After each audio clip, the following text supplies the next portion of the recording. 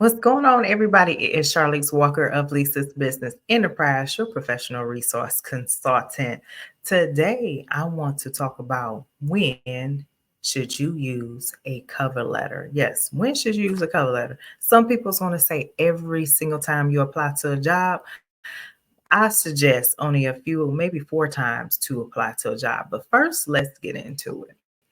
A cover letter is an introduction to your resume. So the purpose is to lead the reader to your resume. You want to give them a purpose to read your resume. Simple as that. Just get them interested in looking at your resume. When you apply for jobs, you have the option to upload your cover letter in addition to your resume. So I suggest using a cover letter in these four instances. The first one is going to be an obvious one, which is when it's required. When it's required, you pretty much have no choice but to, um, do your cover letter or upload your cover letter. But I've also seen, like, especially for senior level candidates, they always use a cover letter. So, but if it's required, then do it. Number two is when you are relocating, you want to inform them that you are coming because chances are everything, like, say, if I was moving from Texas to Florida, everything might have a Texas zip code, Texas or Dallas, Texas, something.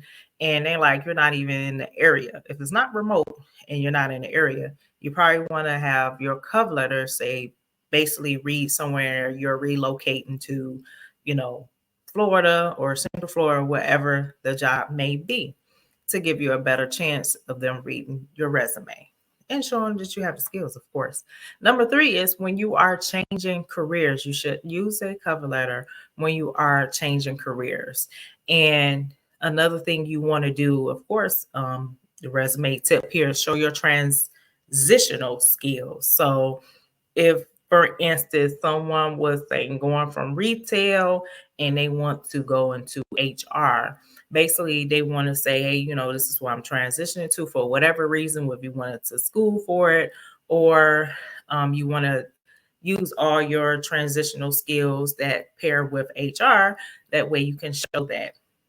Also, and I did kind of say it, like, especially if you're coming out of college or university, you definitely want to show that you were in a job and you were transferring, you want to, you graduated and you're getting into that job. You definitely want to use a cover letter.